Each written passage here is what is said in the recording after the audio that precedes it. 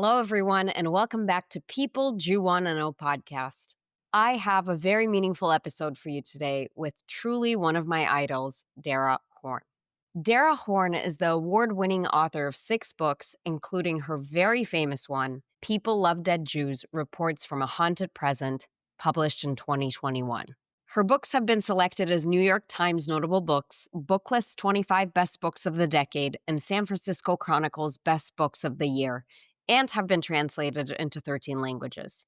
Dara's nonfiction work has appeared in the New York Times, the Wall Street Journal, the Washington Post, the Atlantic, Smithsonian, Tablet, and the Jewish Review of Books, among many other publications.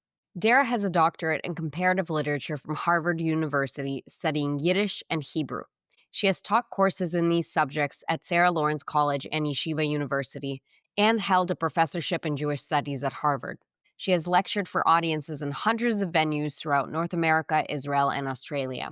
Additionally, Dara is the founder and president of a new nonprofit called Tell Institute, devoted to educating the broader American public about Jewish civilization, including in K-12 schools. She currently lives in New Jersey with her husband and 4 children. Dara's book, People Love Dead Jews, changed my life. It is perhaps the clearest, sharpest analysis of the state of anti-Semitism in America that I have ever seen, and it really captures my feelings and puts them neatly into words. This is a must-read for every Jew, especially every American Jew. There are numerous things I love about Dara's work, but specifically, one of the dead giveaways that she is truly an expert in her field is her deep knowledge and understanding of anti-Semitism in the Soviet Union. Dara has even visited parts of the former Soviet Union to see the phenomena for herself. It has been my long-held belief that you can't really understand anti-Semitism without understanding the Soviet Union. And we say that 6 million people died in the Holocaust by the hands of the Nazis, but the number of Jews that really died around that time is closer to 13 million if you account for the damage that the Soviet Union did. Most former Soviet Union Jews have no confusion about anti-Semitism, no confusion about the importance of Zionism in Israel. I think I know maybe one anti-Zionist Russian-speaking Jew, and it's very clear that this particular person is doing it as an act of rebellion against their parents more than anything else. And Dara and I got to talk about that offline, that she also finds that former Soviet Union Jews have an easier time understanding our current state of affairs than American Jews. Dara has done many podcasts already, so I tried to bring us some new information from her today about the Tell Institute specifically. It's her new project, and it has created some contention in the Holocaust education space. Dara's whole thesis about Holocaust education, which she will describe in the episode, is that Holocaust education needs to teach about Jews as a civilization that's 3,000 years old, where the Holocaust is just one moment in time. Instead, what we see is that much of Holocaust education only talks about Jews as victims during the time of the Holocaust, without an understanding of this people before and after that time period. This is a missed opportunity, and Dara will walk you through her compelling pitch in the episode.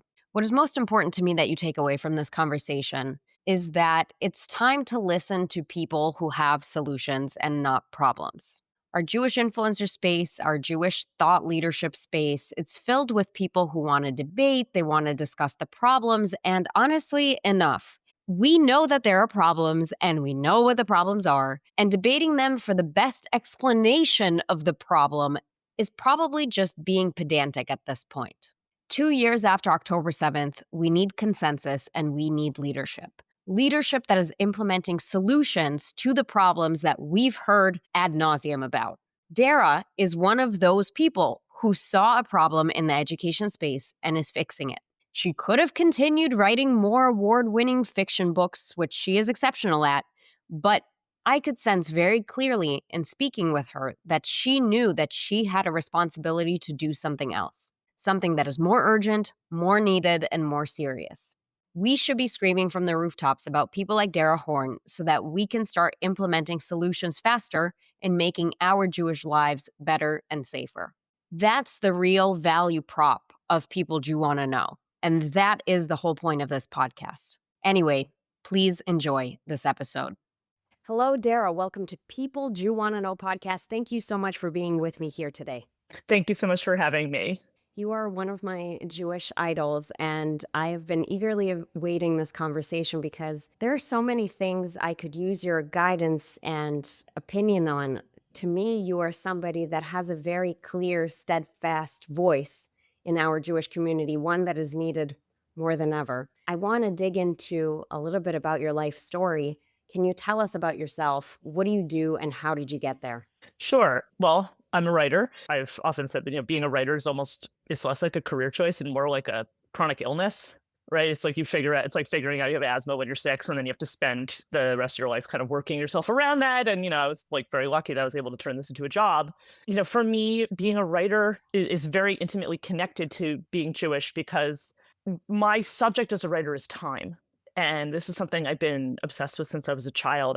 When I was, 5 or 6 years old, I would go to bed and at the end of the day and think like this day that just ended, where did it go? And so my impulse as a writer since I was a child was really to preserve these sort of disappearing days and to try to sort of solve this problem of time. And I felt that in Jewish tradition, to my child's mind, I found this sort of thousands of years of people who had in my mind, solve this problem. Because to me, Jewish life is all about this sort of historical consciousness, right? There's this idea that we all were standing at Sinai. We all see ourselves as if we came out of Egypt. There's this sort of constant awareness of this larger sequence of time beyond yourself. I was visiting Israel as a child. I was always amazed by this idea of like the archaeological tell. A tell is like this archaeological mound that has these layers of different civilizations and this feeling that you have that you're sort of traveling through time when you're living a Jewish life, right? That there's all these layers of people who came before you that you're constantly aware of, like the way it looks like on a page of the Talmud, where it's like this person is talking to this person from different centuries. And that was something that always inspired me as a child growing up. In recent years, so I published a bunch of books and I always was avoiding this topic of anti-Semitism. And that started to change about 6 years ago when I noticed that all my editors at non-Jewish publications, like this was the only thing they wanted me to write about. I was like, there's something perverse about that. I could tell stories about that. But I sort of dove into this topic with the book People Love Dead Jews. And to me, that was supposed to be like this detour from my real work, right? My real work at that point was I'd spent 20 years writing novels about Jewish life and culture. I have a doctorate in Hebrew and Yiddish literature. I taught those subjects many times. So it was really sort of like, my scholarship and my writing was all about Jewish civilization. And then I sort of just took this detour with People Love Dead Jews to sort of look at this from the outside in. And what happened after that book came out and that book came out in 2021, what I realized was this problem was so much bigger than I thought it was. Because after I wrote that book, it was just this floodgates opened where every Jew in America is telling me their horror stories of their experiences with anti-Semitism. And one of my sisters says, she's like, Dara, you've become the anti-Semitism Lorax. And, that's like what my family now calls me as the Lorax. But I mean, it was like, I feel like I'm like about as effective as the Lorax. I mean, the other stupid thing that I didn't realize is that, when you write a nonfiction book about a problem, people expect you to solve the problem at the end of the book. And, that at this point, like after I published that book, it was like everybody's, I had like every person asking me like, so what's your solution to this problem? And my totally tasteless reply to this is, do you really want me to give you the final solution to the Jewish question? I wasn't prepared to give that to you. And actually, that's the title of my next book. I'm not even kidding. I'm working on that now. But, I started thinking more seriously about how to actually solve this problem. Of course, then after October 7th, I really got pulled into this in all kinds of horrible ways. No, most notably, I served on this anti-Semitism advisory group to the now former president of Harvard, who, did not take a whole lot of our advice. It went so badly that I wound up as a witness in the congressional investigation of Harvard. That was super fun, as you can imagine. I, sort of started realizing it's time to do something a little more serious about this. And I started thinking a lot about education. I've been babbling a lot for a while, but I did start a new nonprofit that's aimed at educating the broader public in K to 12 about Jewish civilization and dynamics of anti-Semitism. So we could talk more about that. But yeah, that's where I am right now. I'm very excited to learn more about your institute, and I want to add something. Perhaps you're familiar with this, perhaps you're not. As I was reading your book, People Love Dead Jews, I started thinking about how did I learn about the Holocaust, right? What was told to me, or how did I learn about the Jewish people? And I grew up in Ukraine. I did 3 grades of school in Ukraine before we immigrated to America as Jewish refugees. And what I realized is that the way American kids learn about World War II is very different than how I learned about World War II. And I'm just going to overgeneralize and give broad strokes. In America, the kids are taught that there were these big bad Nazis that were oppressing the Jews and killed 6 million Jews and put them in camps and wanted to take over the world. And so America had to come in and save the day with the Allied forces, where America becomes kind of the lead protagonist, the main character of the story. In the Soviet Union, the story is told differently. In the Soviet Union and now in Russia and Ukraine, it is the Soviet Union that is the lead character of the story, that Germany wanted to dominate the world. They wanted to take over Russia and Ukraine and Poland. That's why they started the war and started pushing on the border. And the Jews are not really mentioned at all. They're like a secondary. Oh, and also they killed a bunch of Jews, is kind of the way that history was taught to me as a kid in Ukraine. And it's so consistent with what we see today at memorials and mass graves, where hundreds and thousands of Jews were killed in Ukraine and the satellite countries and Poland. Those memorials will say, like in Ukraine, they'll say something like, this memorial commemorates the death of all those who perished during World War II are Soviet citizens. I was just going to say Soviet citizens. Yes. Yes. And it's a stark contrast to how America portrays the Jew in this time in history. On one hand, we've got erasure, and on the other hand, we've got these victims, and let's find all the 500 ways in which they died in great detail. Those are the two dynamics that we're working with here.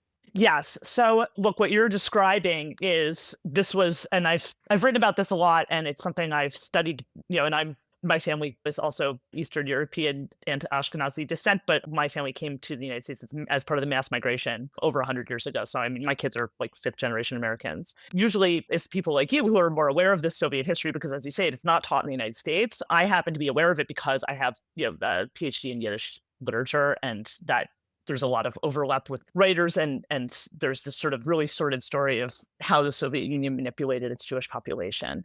I talk in People of Dead Jews about what I call Purim and Hanukkah anti-Semitism. I name these after the Jewish holidays that celebrate triumphs over them. Purim anti-Semitism is this model of like, we're just going to kill all the Jews, right? I mean, and that's more similar to Nazi anti-Semitism.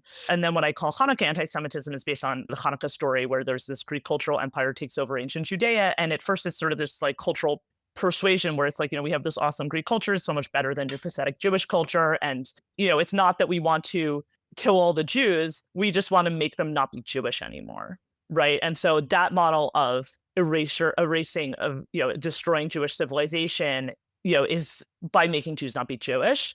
And it is that erasure. Ultimately, they lead to the same place. And that's something I'm exploring more in my next book. But what you're describing is this erasure of the Jews which was a state policy of the Soviet Union, was, as you say, like, in these mass graves where it was this, the Soviet citizens were killed, right?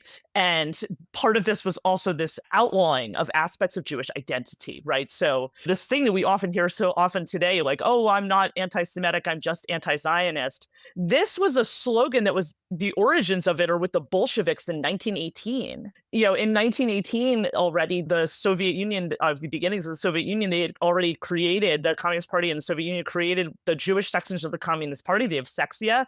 These were Jews whose job was to basically eradicate Jewish life in the Soviet Union by destroying, quote, Zionism in the Soviet Union. And this was like a category that was like everything from synagogues to sports clubs, right? And I mean, these were, we're not talking about just like, oh, we're shutting it down. We're talking about, arresting leaders and sending them to prisons and executing them. You have this sort of total eradication of Jewish life in the Soviet Union. And that's what you were growing up with, it sounds like, was the aftermath of this, even after the fall of the Soviet Union. But what we see in the United States with the Holocaust is, I did a piece, this was actually after I published People of Dead Jews, and before October 7th, I published a piece in early 2023 in The Atlantic. It was a long investigative piece about Holocaust education in the United States.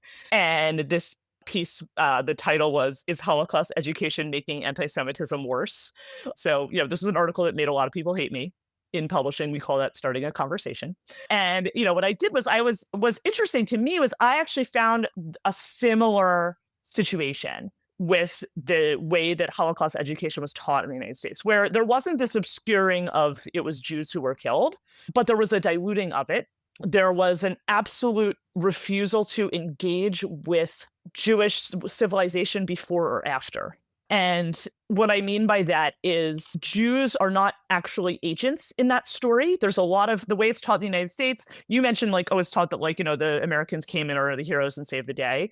What actually is more often taught in these schools is like this whole story of what they now call upstanders, which is what we used to call righteous Gentiles, which is like, these wonderful people who buck the trend and save the Jews. I mean, these people are statistically insignificant, unfortunately. They're meaningless statistically. Yet that is like the full emphasis is on, it's all stories of upstanders. And this is, of course, to make non-Jews feel good about themselves. And the thing is that what happens in the story is that the Jews have no agency at all. And they're not even figures. And then what happens is after you tell the story of the Holocaust, then you move on to talking about other genocides or, other experiences of discrimination. And there are no Jews in this story. There are no Jews after 1945, except for Holocaust survivors talking about what happened before 1945. To the extent that I remember I was in the Dallas Holocaust Museum and I was talking to the docents there. And one of them told me that when the students come through the museum, what they often will ask is, are there still Jews alive today? Because, if you went to this museum, like, how would you know? I mean, yeah, there's a panel here and there about Jews in Dallas or something, but like, that's not what you're learning about, right? I mean, there are no Jews after 1945. Jews are people who were murdered between 1933 and 1945 in Europe, and their murders are there to teach us some nice lesson about humanity, about how you have to be nice. Ultimately, what this does is, number one, it eliminates the possibility of pattern recognition for anti-Semitism, because you have set the bar of anti-Semitism at genocide. It makes it impossible to determine what is anti-Semitism, how does this dynamic work. It's just, quote, hatred. That's actually not really what it is. So, and I could talk more about that, but it completely erases Jewish civilization, which was actually the Nazi project. The Nazi project was not just about murdering 6 million people who are just like you and me. It was about destroying and eradicating Jewish civilization. Why are we participating in that erasure? Why is the only thing that people learn in schools, in K-12 schools about Jews, is that Jews who were people who were murdered in Europe 100 years ago? Why is that the thing why is that the only thing people know about Jews? And then, I mean, ultimately, this comes back to my idea in People Love Dead Jews. The idea that I'm explaining in People Love Dead Jews is not just about this sort of hagiography of like saintly Jews who were murdered.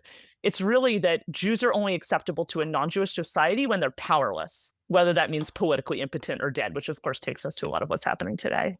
So with Tell Institute, you are trying to flip the educational storyline around Jews on its head by portraying Jews as people with agency who had a civilization before they were dispersed in the diaspora all over the world. Talk to me how that kind of curriculum, first of all, what is the curriculum? How has it been received? Are you seeing any interesting findings around teaching people that way instead of the other way?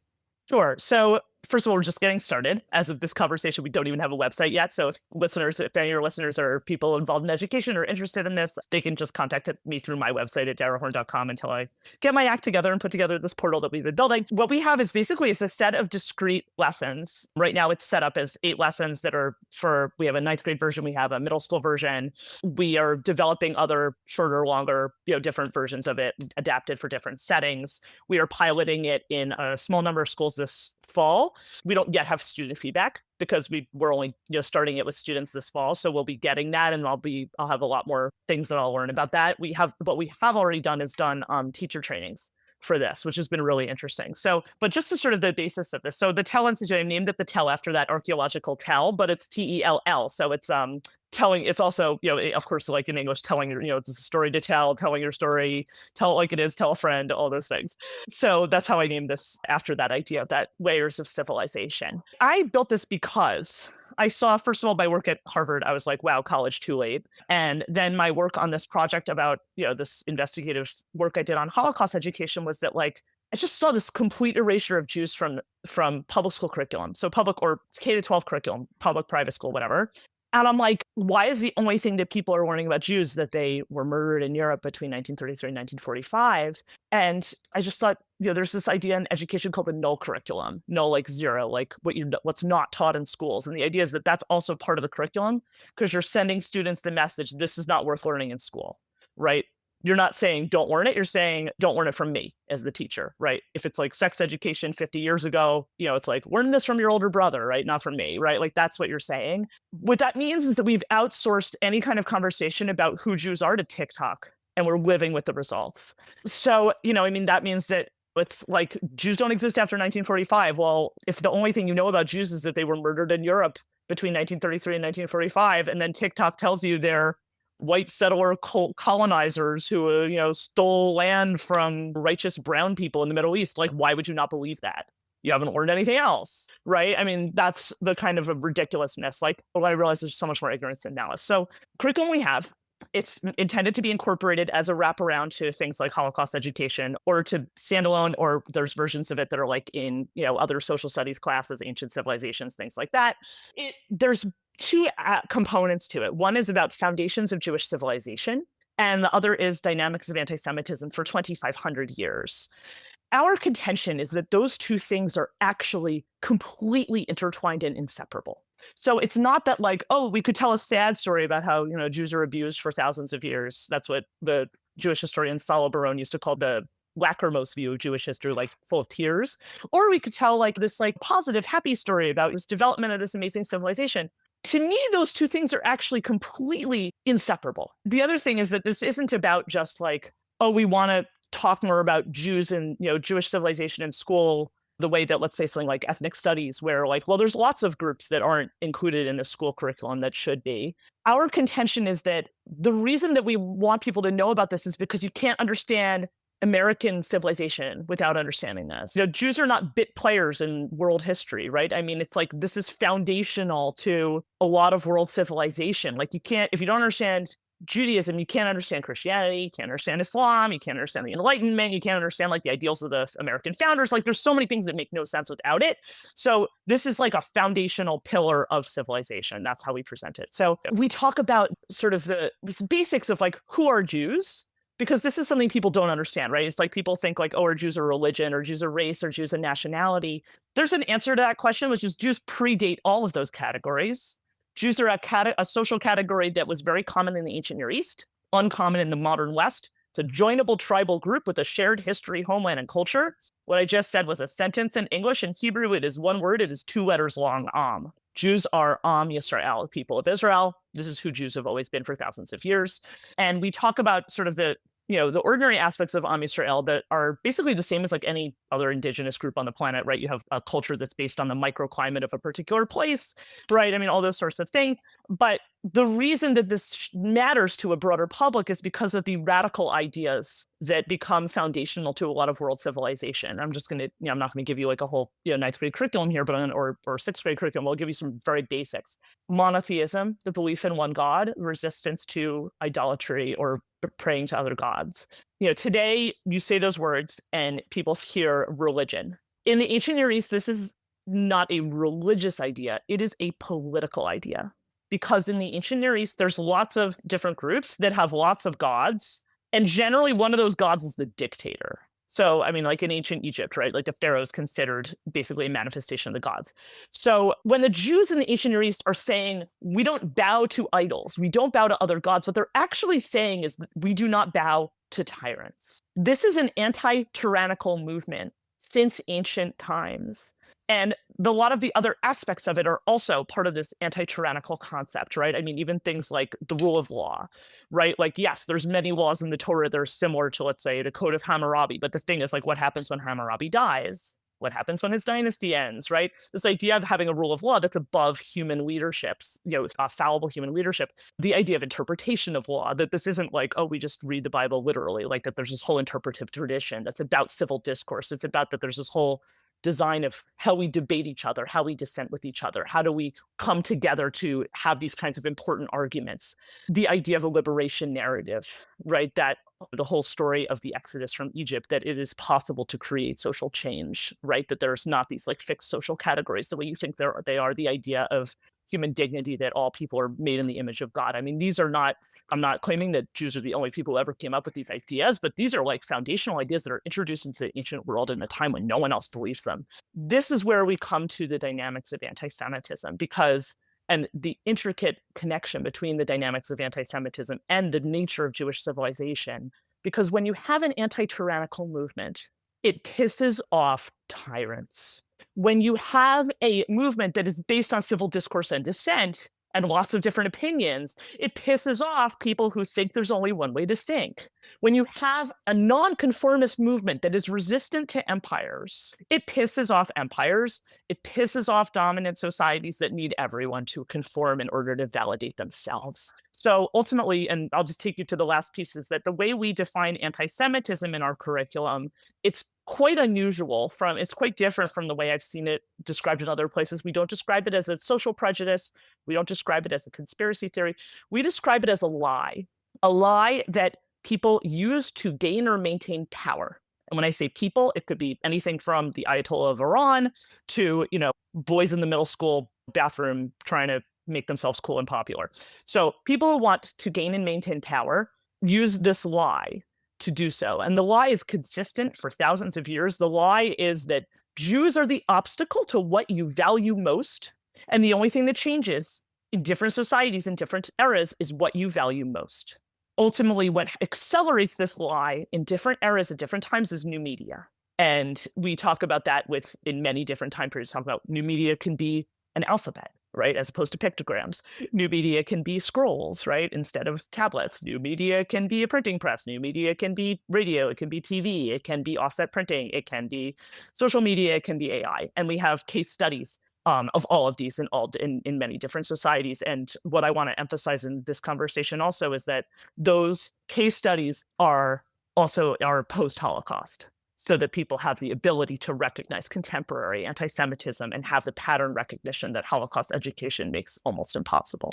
So in the summer, I did a season I called lovingly Goy You Will Enjoy, where I interviewed allies. And one of the people I had, I think Melissa Mott, who is a big Holocaust educator. Yes. Something that she was telling me in the episode was like, we roughly know what works, but we don't always know. And we also don't know when it needs to be re-upped. And it was very clear that what these legacy Jewish and Holocaust educator organizations are doing is they're fighting a prejudice, like they fight sexism or racism or anything else. And perhaps it doesn't work because we shouldn't be fighting a prejudice. We should be fighting a lie.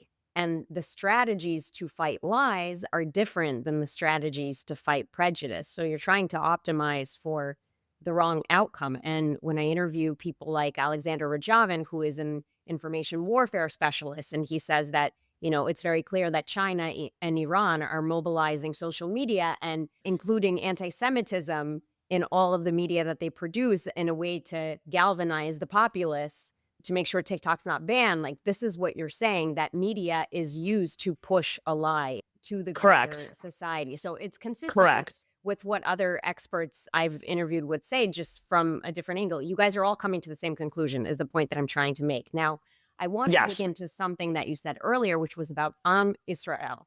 Israel is very confusing for people because there is not necessarily Israel. There's one half of Jews that are Israel and then the diaspora, which is very confusing to people who are not privy to Jewish history and culture.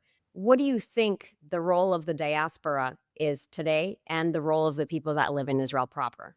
So I find these to be like, the reality is, if you are living a Jewish life, it's almost inseparable, and part of that is just, the design of Jewish civilization. It is based on this model of the right? This is the idea, there is, to me, this is the thing that is most important. That's why it's foregrounded in our curriculum, to explain to people what is an right? And because it is not a familiar category certainly to Americans, it doesn't correlate to, the way the little identity boxes that we use in American culture, like race and religion and things like that. It doesn't really fit those things. Like, I often will say that, it's like more than half of the Jews on the planet would describe themselves as secular. I'm like, have you ever met a secular Mormon? You haven't, right? I mean, those people are ex-Mormons, right? That's because Mormonism is a religion, right? Like, Judaism is not a religion. It has a religion, but it is not, that's not what Am Yisrael is. But to your question about sort of Am Yisrael, people in Israel versus people in the diaspora, being able to think of yourself as not part of this Am Yisrael is an enormous privilege that very few Jews in the diaspora have. Very few Jews in the diaspora have that. So yes, you can find Jews who are anti-Zionist, and we can talk more about that. But that position comes from a place of almost unfathomable privilege, right? It is not a privilege that Jews who are still today in Ethiopia have. It's not a privilege that like Jews in France today have. Not really a privilege that Jews today in Ukraine have, right? It's not a privilege that even Jews in Latin America have, right? I mean, not a privilege that most Jews in even Canada have, right? Because this idea that you can sort of opt out of being part of Am Yisrael, is, as I said, it comes from a place of enormous privilege that most Jews throughout history and now do not have. So, and also, I mean, the reality is just that, like, the Jewish community in the world is so small that, like, it really is, like, basically, like, we all know each other. And I mean, that's only slightly an exaggeration, right? I mean, because this was, and there are very few Jews who have any kind of involvement in the Jewish community who don't know people in Israel, whether it's family, friends, people they've met, or don't have other institutional ties to Israel. And that this has always been true. I want to be clear. Like, this has been true, throughout thousands of years of the diaspora. That's always been true. I mean, even the time of the Talmud, there were scholars that would go there whose job was to go back and forth as emissaries between Babylonia and the land of Israel to exchange scholarship about the Torah. These kind of networks have always existed. I'm just going to give one example of this, that how hard this is for people outside this community to understand and how obvious it is to people in our community. First of all, I remember I do a lot of public speaking. I speak to broader audiences and also specifically to Jewish audiences. And I just remember, like, in the months after October 7th, like, I did not go to a single Jewish event where I didn't meet people who knew people personally who had been murdered or injured on October 7th or who were hostages, who they knew personally. So, I mean, like, I'd go to Toronto and, like, I'd give a talk, and then afterward, in some synagogue, and afterwards, like, a young woman climbs up on the stage to chase me, and she's sobbing, and she's like, my grandmother is a hostage, you're American, can you talk to your government, is there something you can do, like, this sort of thing. But just to say, like, how completely alien this is to, like, people outside the Jewish community. I remember it was like a couple days after October 7th massacre, I went to get my hair cut. And the woman who cuts my hair is not Jewish, but she's known me for many years. She's talked to me for many years. She knows what I do. She knows I'm like the super Jew. And I remember I, come in and she's like, "Oh, how are you?" And I'm like, "I've been better." And then she's like, "Oh, what's wrong?" And I'm like, "Maybe you heard there's this like massacre, huge massacre in Israel." And then she's like, "Yeah, I saw something about that on the news. That's really, really sad." And then she goes, "But it's not like you know anybody there." And I'm like, "Lady, every Jew you've ever had sitting in this seat knows people there." But what she said made sense. If you think this is a religion, it would be like if I said to her, like, "Oh, you're Catholic, and I heard there was this like earthquake in Brazil where a lot of Catholic people died. Like, you must be so upset. What's your church doing?" Like, she'd be like, "What are you talking about?" Right? Like, that would be no more sad than this massacre in Israel. Like, whatever. Why does it matter that we're both Catholic? Like, it's just not. It doesn't mean the same thing. But a lot of that is this is the nature of Jewish civilization. This makes me think of this weird dichotomy that Jews are always in, where it oscillates between we want to show that we're similar to other people and at the same time that we're different from other people. And I don't know where we ever stand because, there are Jews that argue that we need to be just like everybody else. And then, no, we have to show that we're different. And there's pros and cons to each. Where do you think we fall on that spectrum? Are we like everyone else? Are we like no one else? How do we explain that to people? So this need to explain that you're just like everyone else comes from centuries of internalized anti-Semitism, right? I mean, why would you be erasing that? Like, what, do you see what I'm saying? And the reason is because you unconsciously regard these aspects of you as disgusting. That's why. It's like fish swimming in water who say, "What's water?" You don't even realize, like, oh, it's like, I'm Jewish, but like, I don't want to be too Jewish.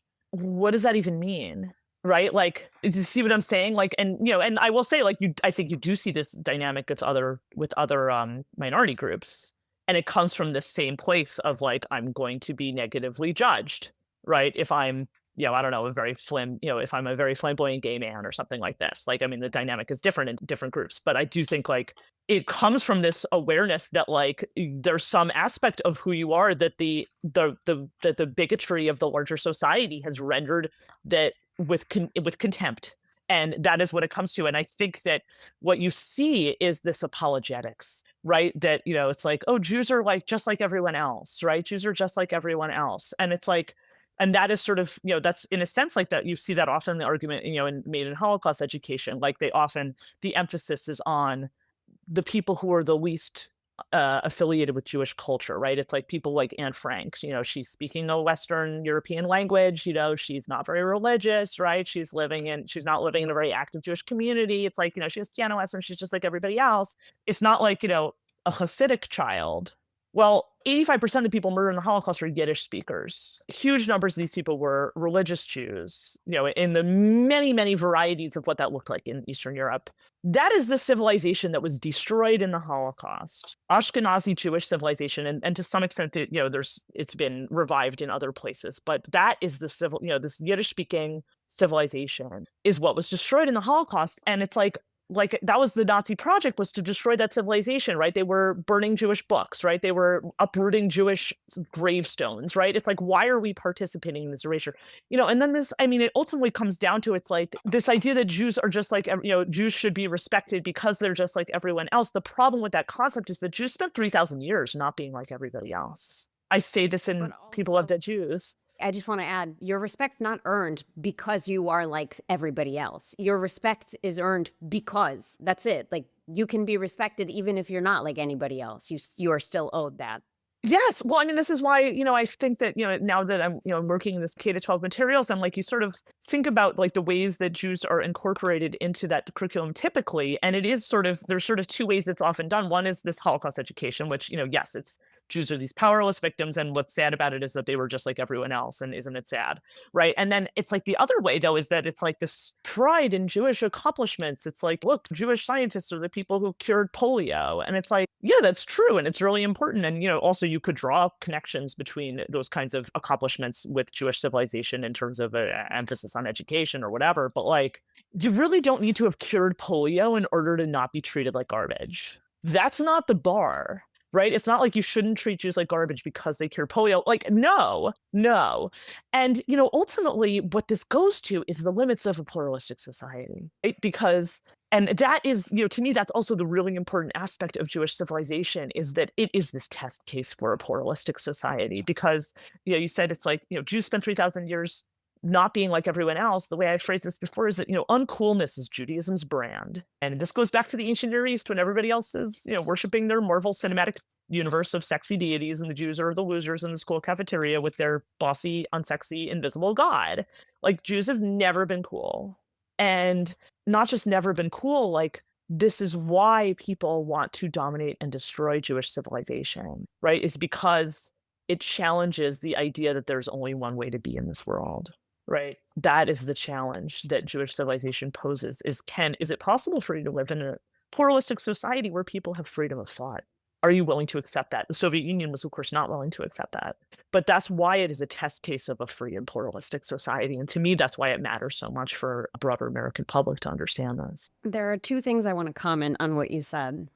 The first is going back to Ukraine and the Soviet Union, right? I think that the way that Jews are perceived in America today, and the way that we saw Jews build their lives in America after World War II, unfortunately, is a form of internalized anti-Semitism. That bagel and lox Jew that opened the deli in New York and was just like everybody else, and that culture that we see, it is a form of internalized anti-Semitism after what those people dealt with. And we can't hold it against them, but it is the reality. And I think that I'm one of those people, and I got dragged for this when it happened. I believe that when I fill out the census or any form and they ask me for my ethnicity, there should be a little checkbox for Jewish. I should not have to put Caucasian or Middle Eastern or other and fill it in. Jewish is an ethnicity. And coming from the former Soviet Union, I keenly understand that because my parents had Jewish in their passport. But what did the ADL say? They said, no, that's going to increase anti-Semitism if people self-disclose. And to me, it perpetuates the problem. The internalized anti-Semitism that we see in America about, let's just be like everybody else, that is kind of the opposite way that former Soviet Union Jews went who stayed in Russia and Ukraine. In 2018, there was a very famous film made by an A-list Russian celebrity that was nominated for the International Oscar. It is called Sobibor. It is like based on true events, but obviously there's some fictional elements. And in it, he plays the guy who made the film plays the main character, where he is this Russian speaking Jewish army guy who was detained as a prisoner of war at Sobibor. And no matter how many times those damn Nazis made him bow down, he wouldn't. And he almost died like 15 times and still wouldn't. And then they had this big uprising and he orchestrated it. And yeah, and everybody ran and most people got shot, but he survived to tell the tale. And in it, which is so classic for Russian Jews, is this little faint scent of you guys were weak and stupid, and that's why the Holocaust happened to you. And he had a Q&A after, and I raised my hand and I said, "I'm picking this up from your film. Is that what you're trying to say?" And he was like, "Well, the Jews are a very old people. They're very wise people, and they made a fatal mistake. They walked to the By getting killed. Yes, and that is the quintessential internalized anti-Semitism of the Jews that live in Russia and Ukraine today. Very different from what we see in America." Wow. Wow. Yeah. I mean, look, this is something that is so obvious when you study Yiddish literature. This, like, that they brought it on themselves. I mean, this is like the woman who's sexually assaulted, and it's like, well, you shouldn't have worn a short skirt and gotten drunk. Yeah. Like the Jews brought it on themselves. So I will tell you that I have a chapter in my next book that I've just been working on now about this, about Soviet anti-Zionism and this whole sort of industry that that the KGB set up, where a huge piece of it was claiming that the Jews had collaborated with the Nazis. So that's obviously not true. Total B. I mean, like, obviously, this has nothing to do with anything in reality. So what Yeah. is true is that the Jews collaborated with the Bolsheviks to create the Soviet Union. There were so many Jews that wanted to believe that creating a Soviet Union, a communist society, would be best and that they would be spared. And to the last day, they believed that they would be spared, no matter how many Jews they turned in. That part's true, and that's what it is what you discuss in your book. But I don't think Yeah.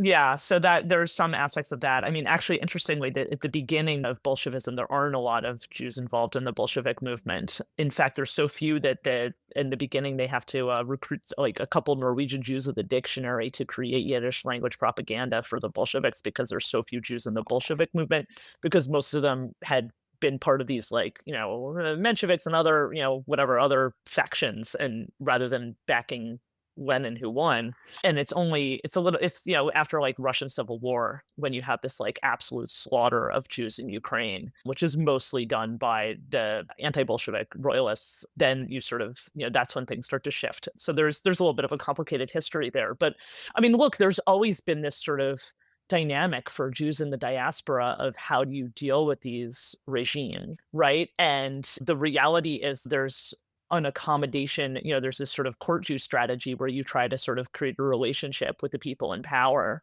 in order to protect this community. That is something that has gone on for many, many centuries. You still see aspects of that today in a lot of different countries. I don't think that's unusual. I mean, I think your options in diaspora communities without sovereignty are very, very limited. They're very, very limited. I mean, this is sort of why, as I said, it's a privilege to not be a Zionist in that sense. what I always say to that is being the last on the train to Auschwitz is no special honor. Yeah, I mean, look, I think that there's fatalism in that, because I do feel like, look, my whole project right now is not about, oh, we should all jump ship and move to Israel or something like that. That's not my project. My project is that what I have discovered, though, and certainly in the United States, in traveling around and speaking to different audiences and broader non-Jewish audiences, there's just so much more ignorance than malice, so much more ignorance than malice. And that is such a huge opportunity. This country is unusual in that there isn't this deep-seated cultural anti-Semitism in the same way that there was in places like Russia and Ukraine. It does not that it doesn't exist, but it happened. It's very coincidental that like a lot of the founders of this country happen to be sort of from a strain of Christianity that was like gave a lot of reverence to the Hebrew Bible, for example. It's truly kind of just a coincidence in that sense. You have also a dynamic in this country where you have a pluralistic society. There's lots of different groups. There's actually The Jewish community is very, very small. And, you mostly have just a lot of ignorance. And yeah, that's an opportunity that you don't have in a lot of other places. That gives me hope. And as we wrap here, what message do you have for Jewish people today? So we are facing this overwhelming wave of hatred. I want to be clear that it really actually has nothing to do with Israel. To me, I know that sounds crazy because everything that we're seeing is so much about Israel. And what I want to say is there's a whole actual argument and discourse about things that are actually happening in Israel, in Gaza, in the current war. None of that has anything to do with nut jobs who are vandalizing people's buildings, burning down a governor's mansion, murdering people in Washington and in Colorado, et cetera, being like Zionism is genocide, all these people should be slain.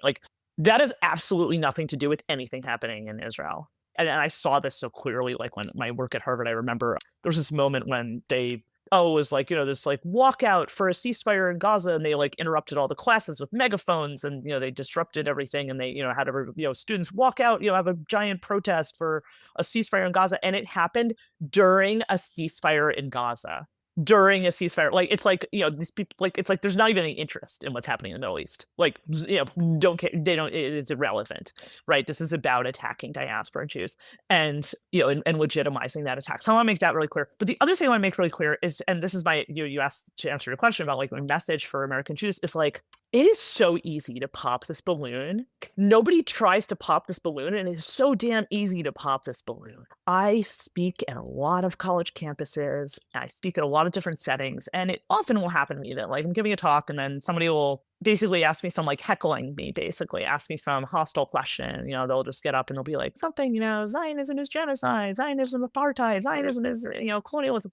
By the way, all those slogans, as you know, are from the KGB. Yeah. And and then what I do is I answer their questions, and I always expect them to sort of come back at me, oh, but what about this? And what about this? And what about this?